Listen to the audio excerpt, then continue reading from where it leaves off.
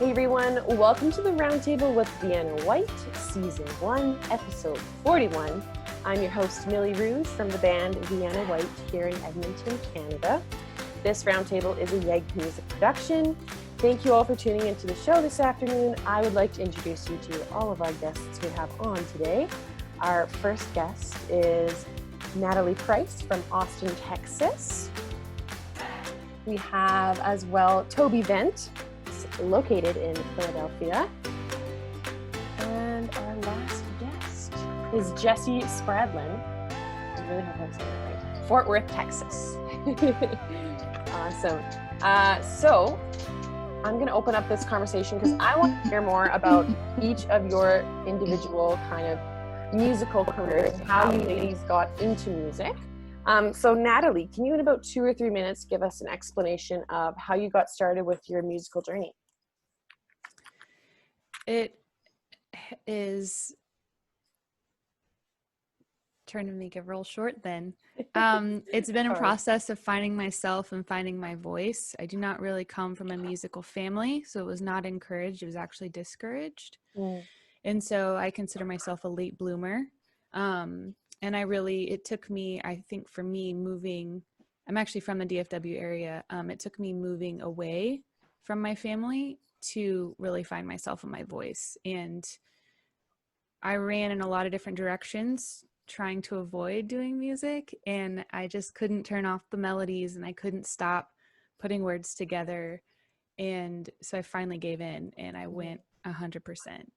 And I was in open mics and started to get into the music community here and just letting the music come out, really. Mm-hmm. Are you a full-time musician now, or are you kind of balancing the both between another job kind of situation? For sure have other jobs. Okay. Yes. I was like, wow, that's an incredible jump if you went to just full-time. So that's still awesome though, regardless. What is your genre? Just because I like to ask people specifically, because sometimes we can interpret in genres differently. I pitch it as an indie Americana because sometimes it's a little strange, like indie different. Sometimes it feels a little country, sometimes it feels a little pop, sometimes it feels a little folk. So those are all my favorite genres, so I'm sure I would love to listen. Now I wanted to ask, let's see if I could do it here. Oh, I can't unmute Taylor. For some reason she's muted. I don't know if something's on her in there, but I'll chat with you then, Jessie, while we figure that out. Can you tell me a little bit about kind of your musical journey and how you got started to where you are now? Yeah, sure. So I did come from a musical family. I have 5 siblings, and my dad was an incredible blues guitar player. So we grew up with a lot of family harmony. And I think I got my first guitar at 13 and I played around with it. And I wrote a song like the first day that I learned like these, like not even real chords. They were like using one finger. And I wrote a song and then I put it down for a couple of years because I just wanted to play with my friends outside and didn't want to like practice guitar because I was like, my fingers hurt. This is not my life. And so then my brother actually started playing guitar, and when I was 15, and when he started playing, I was like, oh crap, he's gonna get better than I am. So then I started playing again. And I always my family moved around a lot.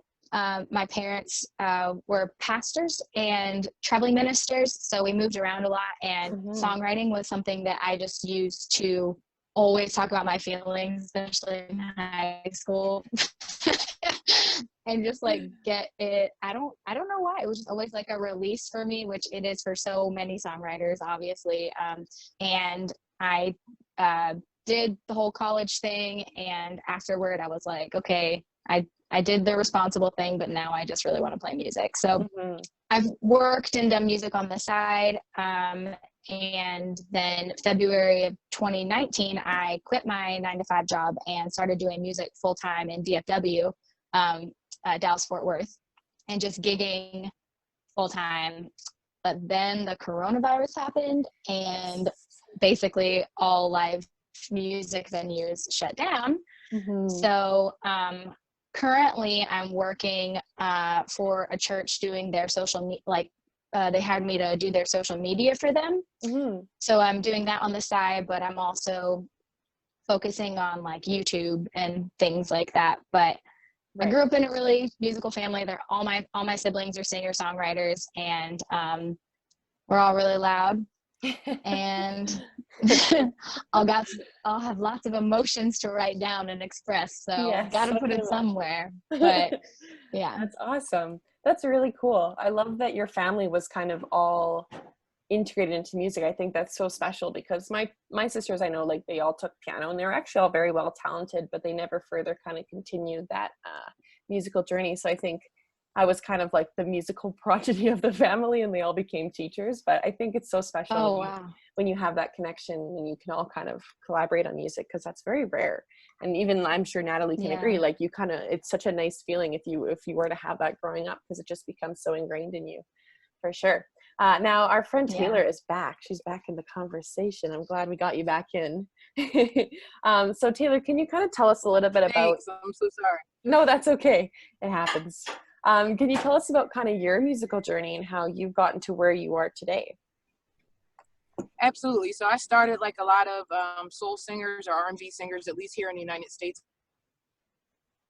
I've been singing in church since I was about 2 years old. And have, pretty much blossomed from that, writing songs and doing my own thing since then. I think in terms of doing what we would consider secular music, and I do R&B, soul, alternative rock, we do a wide variety, so it all falls under fusion for us. But started with that scene probably at the age of about 15, 16.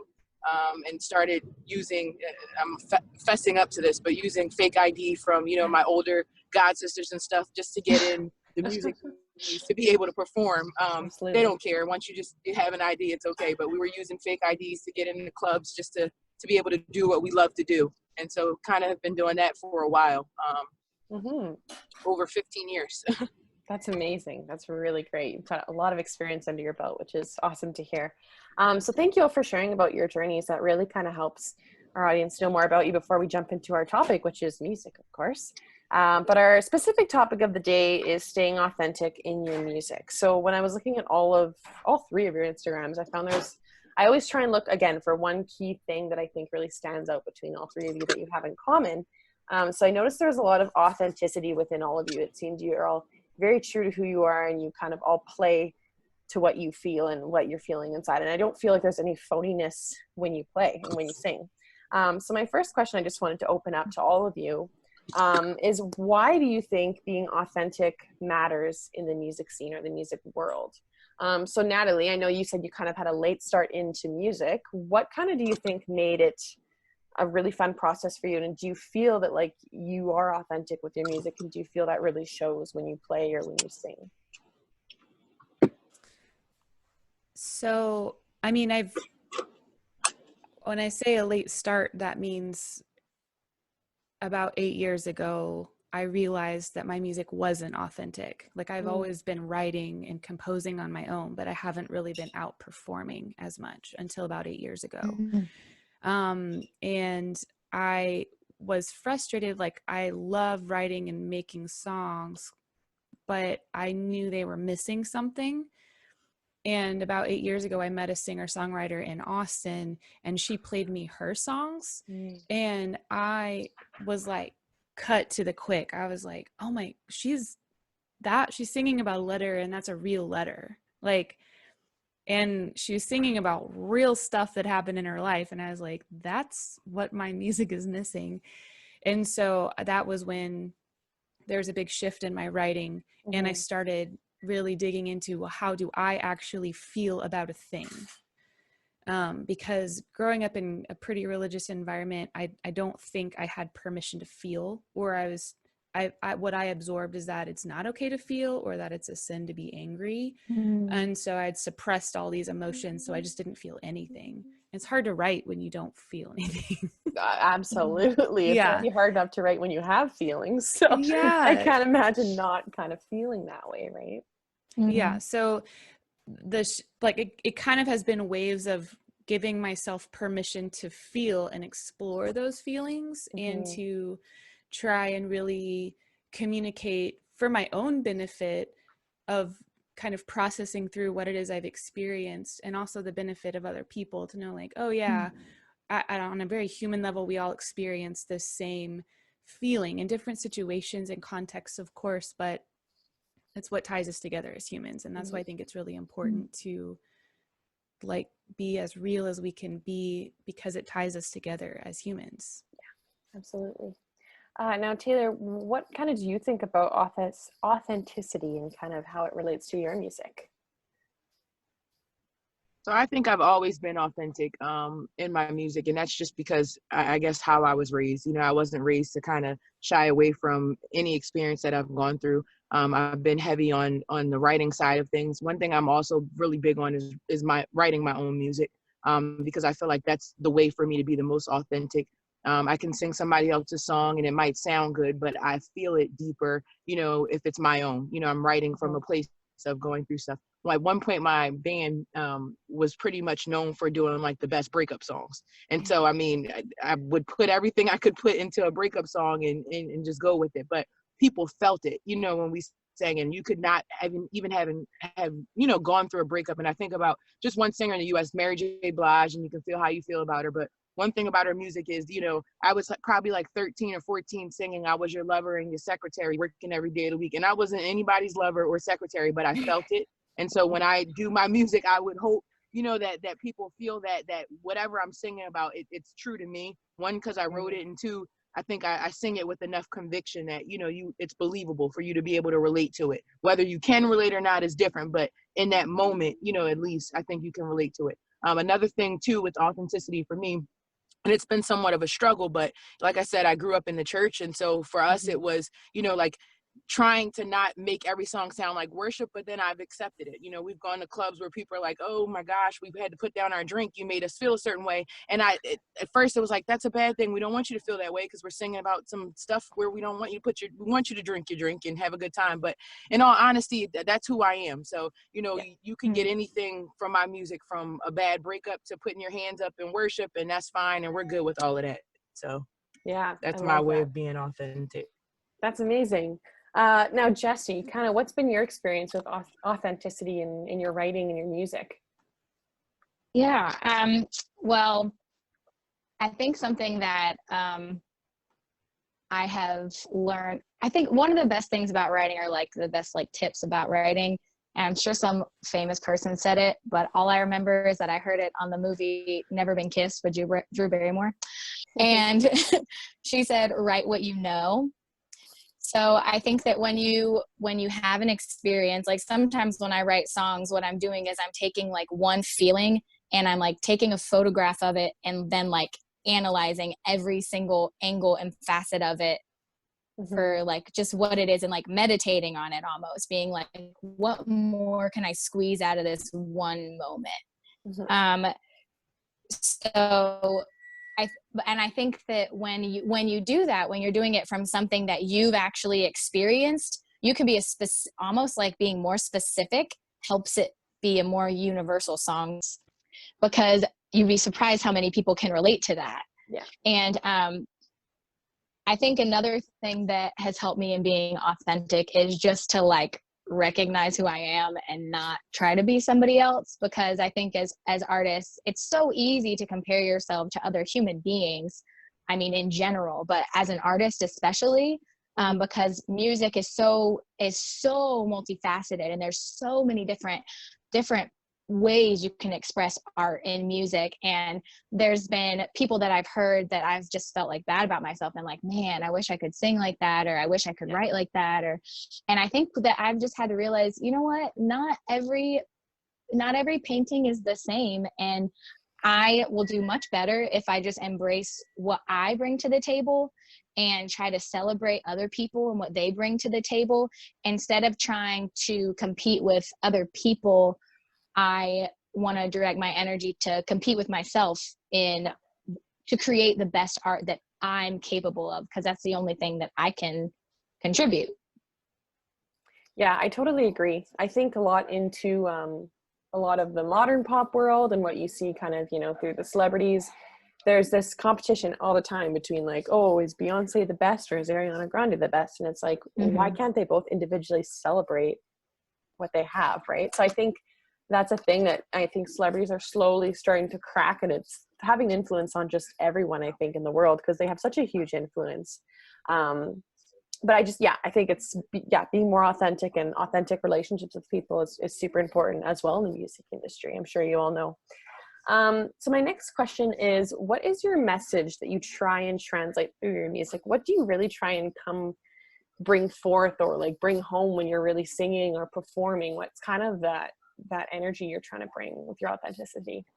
Natalie, what do you think are some things that you try and like show through your music?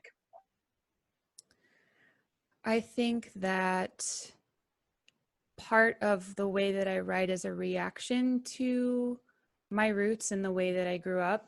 In that I feel like, at least in my, I know a lot of us have grown up in church or around the church environment, at least in my environment. And I don't know that it was directly taught, but it's what I absorbed, is that Jesus was sold as like a one size fits all, and everything, you get Jesus and everything works out for you. Like you don't get divorced, the baby doesn't die, like everything is perfect and the bow is tied, and you see it a lot in the music and movies, and it's what I believed for a while too. But that's not reality, and it's really not even what Jesus talked about in the Bible. So I don't know where this idea comes from, but it's a huge disservice to reality, because then you live a real life and racism exists and life is messy and people get divorced, and it does a huge disservice to like living real life. And so the message, I am a person of faith, and a thing that I would really hope that people hear when I'm singing is that, you know what, actually darkness exists and really terrible things happen, and also there is hope.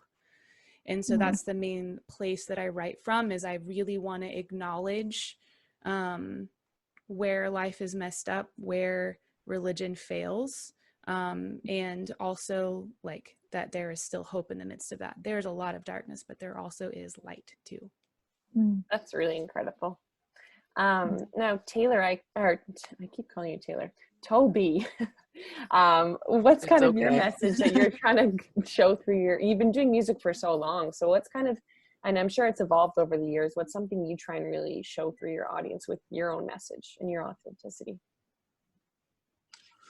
So it's definitely evolved for me over the years, but I think the main point is that, everything that you go through, every experience is, it's worth being felt, and so I try to capture whatever it is that I've experienced in my music, and I try to put out there, similar to some of the stuff that Natalie said, it's, for me, growing up in a religious background, I don't want people to think that they're not supposed to experience love or breakups or, heartbreak or, just different things. There are different things that people go through, and you're not the only one going through it. And so being able to share, what I've thought or what I've taken away from it, it helps somebody else, whatever stage and whatever I'm in, it's good for somebody. So, through a breakup, you go through that initial hurt and it's sad and but people also feel that. And then there's I made it, over to the other side of this whole thing, or I found love again, or whatever the case may be.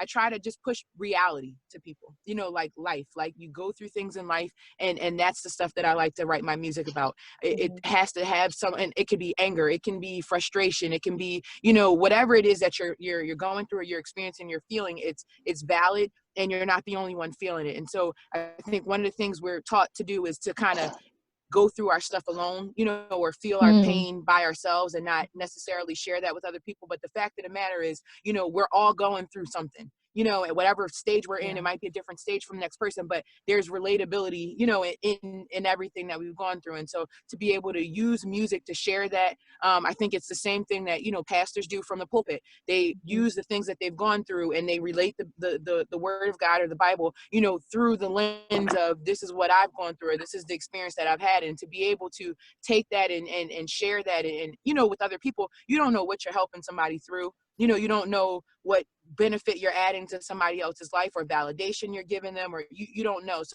I just encourage any or other artists that are out there, whatever it is, and your music might not sound great to start off with. I'm not being cocky, but my music has always sounded great. But anywho, yours, but even still, continue because you don't know who you're helping. And it might, people listen to music for different things. Some people listen for the lyrics, some people listen for the music by itself, some people listen for the whole package. And so whatever it is, you have something to give to somebody. And so I just want to encourage people to kind of stay true to that. Totally. Yeah. And Jessie, do you have anything to add on to that as well? Yes. Well, I just love what both of you said already. I think it holds so much weight. I'll try to add to it if I can, but I just really agree with what both of you said. I also I believe in Jesus, but most of my music is not Christian music. Mm-hmm. It's just life music. Yeah.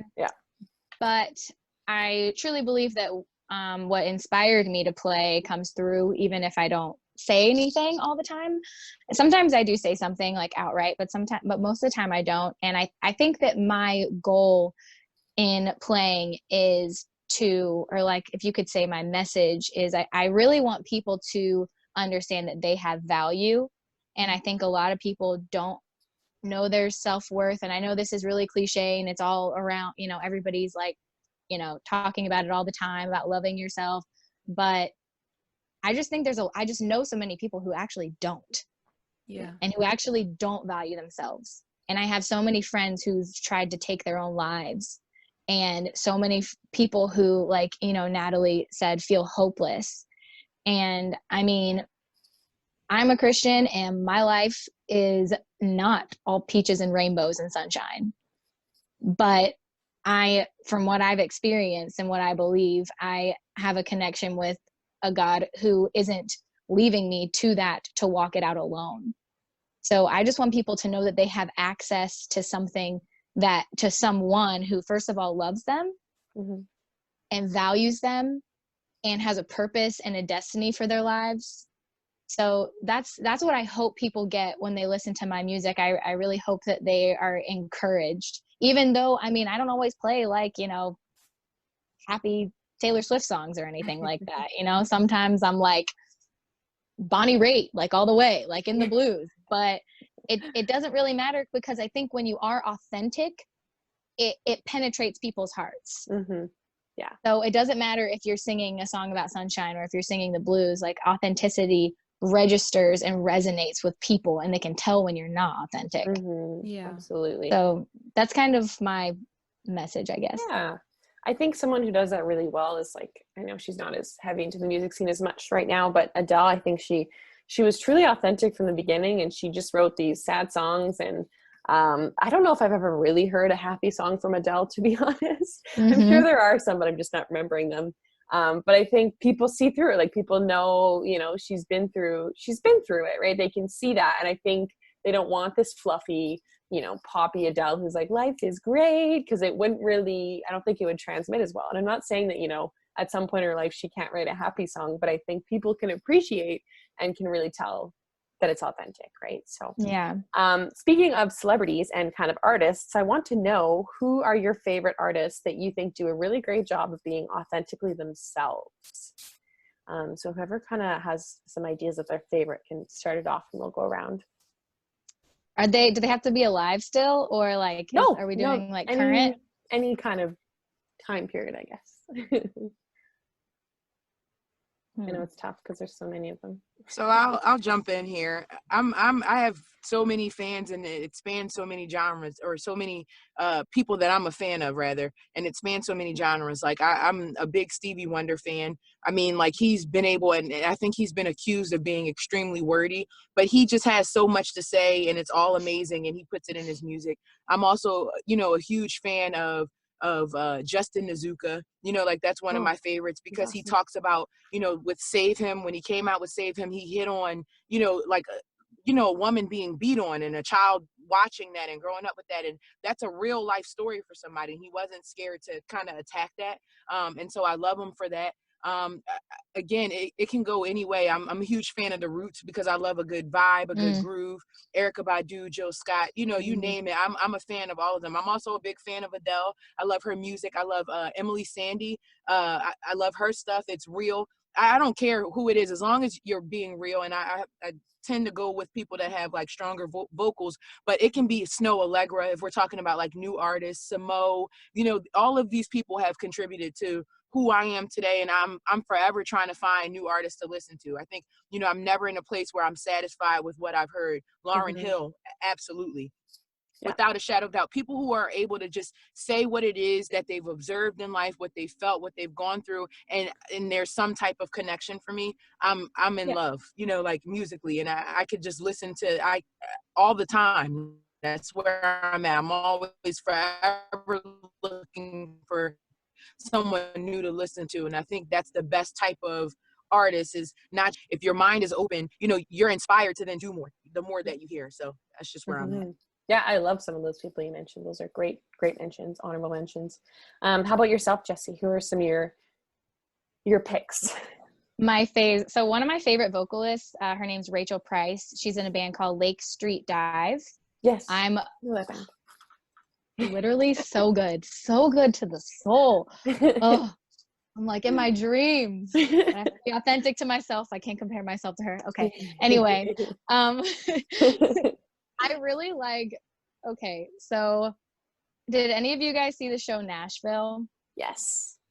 Okay, so do you know the two girls on there? Oh, well, you're from Canada, so do you know Len and Stella then? Len and Stella, yeah. Okay, I think her music is a little young for me, like lyrically, but I do think she's authentic to herself. Yeah, she's a young artist. I think she's only like 19, but like she's really like into like almost like Imogen Heap-ish harmonies. Like harmonies are really important to her. She says she wants to take like singer-songwriter really like sad songs and then make them something you can dance to. And I feel like she's done a really great job doing that. And then when they were together, rest in peace, I loved the Civil Wars. Yes. Yeah. Love them so much. I feel like they're really authentic as writers is one of the reasons. I'm trying to think of people who you say are authentic. Other than that, like really authentic. I mean, I grew up listening to like B.B. King, Muddy Waters, Eric Clapton, Delbert McClinton, like any insert blues artist here. And that can get you some real authenticity. So totally. Yeah. I mean, that's just like scraping the surface, I guess. Yeah, there's so many, but I think the blues are actually a very good example because most of them are all very, very, very authentic, and it's kind of the genre, so you kind of have to be. Natalie, who are some of your picks? I started listening to some artists in high school that kind of blew my mind musically, and it kind of gets into what they're talking about lyrically as well. So like Muse and Radiohead. They really openly talk about things politically that I just didn't expect, and it was really interesting. And then later on, other artists, sometimes it's an album that gets me, like Lady Gaga's album, Joanne. Just her. I was just really surprised, and I really felt it, like all of it. And I like Norah Jones. And Michael Kiwanuka. He is probably one of my favorite vocalists. And kind of more regional artists, I really like David Ramirez and Noah Gunderson up from the West Coast. I really like David Bazan. He's with Pedro the Lion, but also has his own projects. Ray LaMontagne.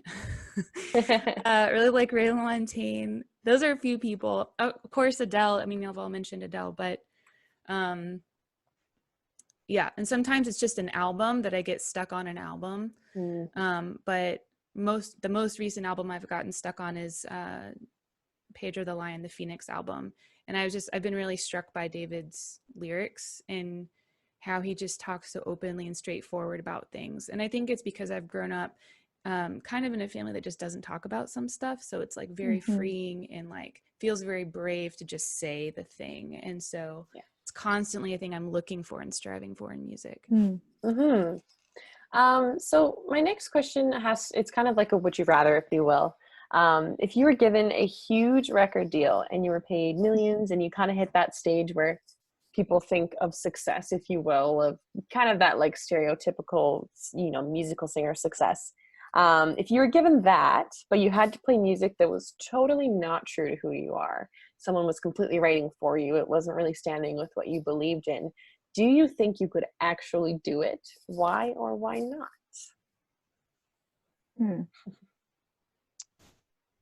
How long is the contract for? That's a good question. We'll say it's about like 20 years. We'll make it tough. Jeez. Oh, that's a long contract though. Okay. For me personally, if it was like a year-long contract and I had to like, do what they wanted for a year, and then I could like be more well-known and maybe people would, pay more attention and I could do something for myself after that, I would consider it. But if I'm just going to like forever to all eternity be singing songs that are like mean nothing to me and that I feel will mean nothing to other people, I feel like that sounds like torture. Yeah. So I think I would like crumble. It's so far away from what I'm supposed to be doing with my life. So I don't think I could. Yeah. But if it was just a year long, I think I could make it work. I think we could all do it. Yeah. For $1 million for sure. Now how about yourself, Taylor? What do you kind of think? Do you think this is something you could take on, or?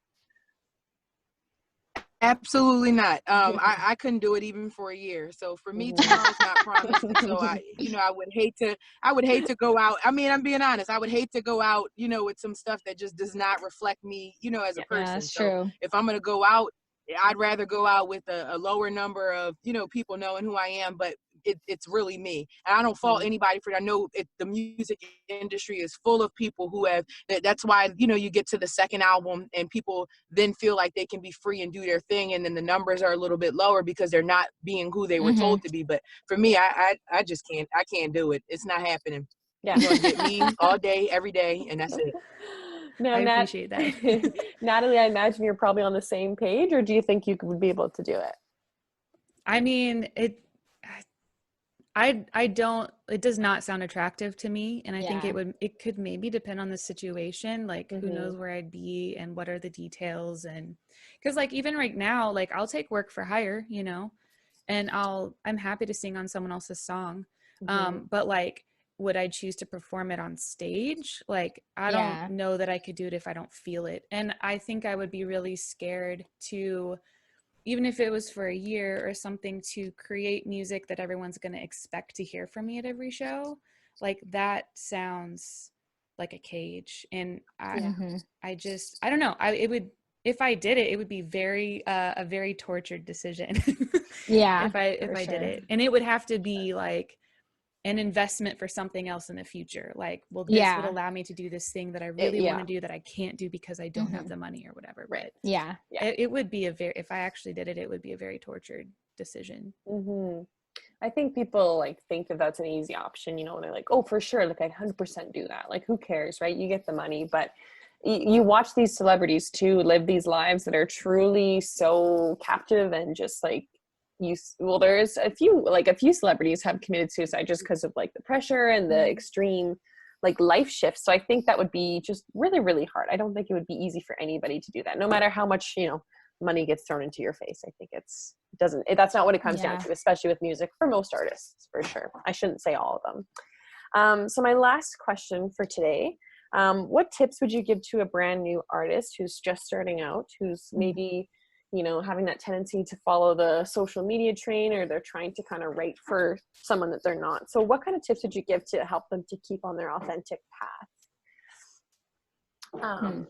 Jessie, what do you think? Maybe start it off. Sure.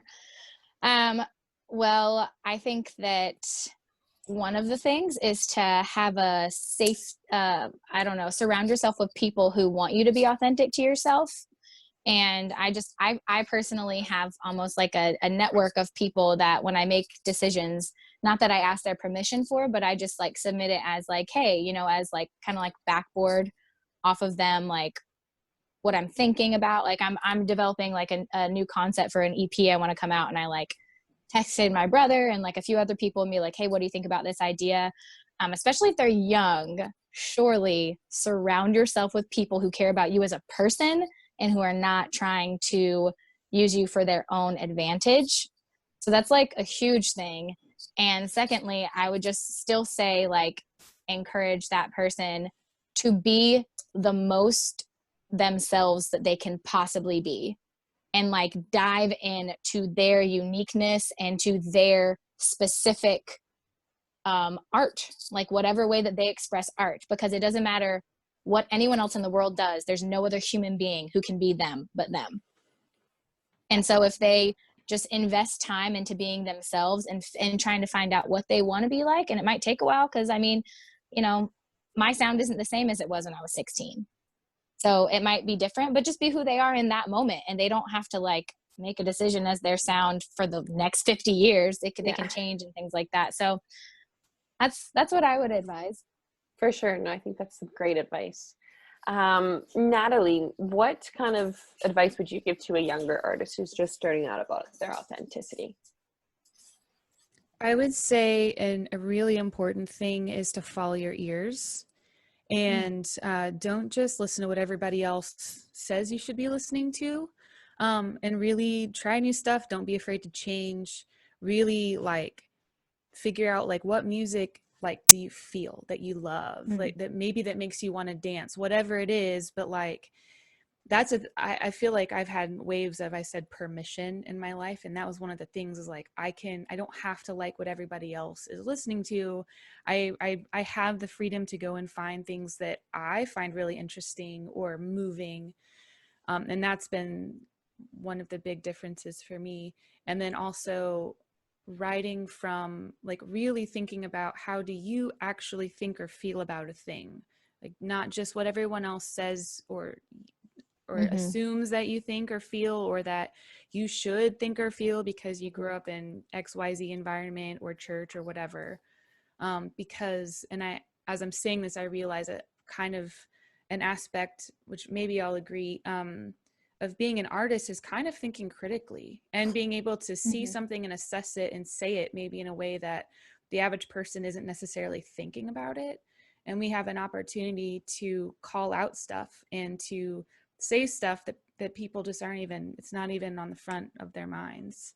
I think those are a couple of things. There's the social media thing. It's really easy to get to feel like, I've mentioned it, like to compare yourself with other people.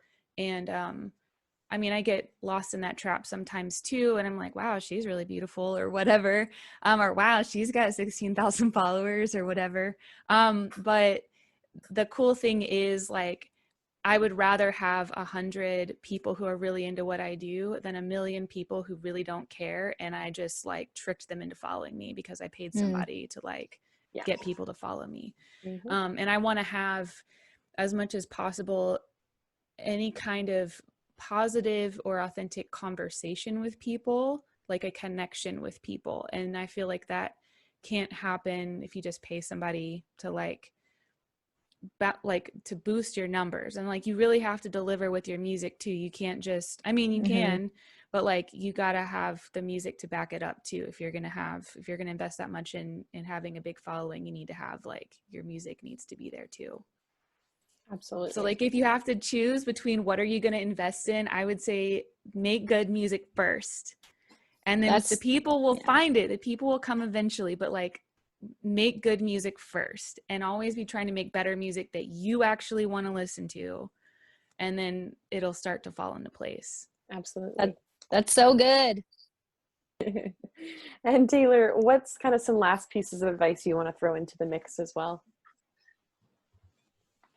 So I just want to leave you guys with 3 things for any new artists, that are trying to come out and trying to do their thing. The first thing is that you have to practice. Like I don't take, this whole music thing lightly or like it's a joke. It's serious, it's business. And if you want people to take you seriously, you need to actually practice your craft. So whatever time you have available, spend your time writing and perfecting what it is that, you want to do. That's the first thing. The second thing too is investments. And I think, Natalie kind of covered some of that, but the fact of the matter is you have to make investments there.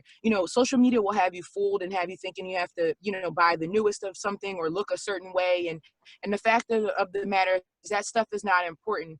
A person's not really looking to see how you look when they're going through a situation. They want to know, what did you do when you went through, or how do you feel? That's what they're concerned with. So if you take money that you would spend on shoes or clothes and you invest that into your craft, whether it be equipment, whether it be, tools, whatever it is that you need for music, I suggest you utilize that money for that because it's more worthwhile. And the last thing I wanted to leave you guys with is just simply, and not to bring it in, but I have no choice because it's me, but the word simply says this. It says that, the sufferings of this present time are not worthy to be compared with the glory that God's going to reveal in you, and that the whole earth waits in earnest expectation for the things that God plans to do. And so don't think, you're going to have low moments as an artist. You're going to feel defeated at times. You're going to feel like, giving up. You're going to feel like it's not all worth it. But at the end of it all, it is worth it because that's what God is putting in you. He's revealing glory through you. And it doesn't look like church. It doesn't look like I have it all together. It doesn't look like, I'm my best all the time. It looks like I've been through some things. It looks like I've struggled. I've gone through some things. There are moments where, I haven't felt my best. There are moments where I haven't been my best. I haven't acted my best, but I know that better is coming. And I know that, even the things that I'm going through is producing something greater. I know that I'm encouraging somebody. I know that, this is not, anything that I went through is not in vain. And so if I could leave that with another artist, because I know there are moments where I needed to hear that, there's better waiting for you. Your ladder is going to be greater than the former. You just got to stick it out and put in the work. So that's it. Absolutely. I love all the That's advice good. you gave. That's all amazing. If I was a new artist, I'd be like, oh, wow, my life's changed.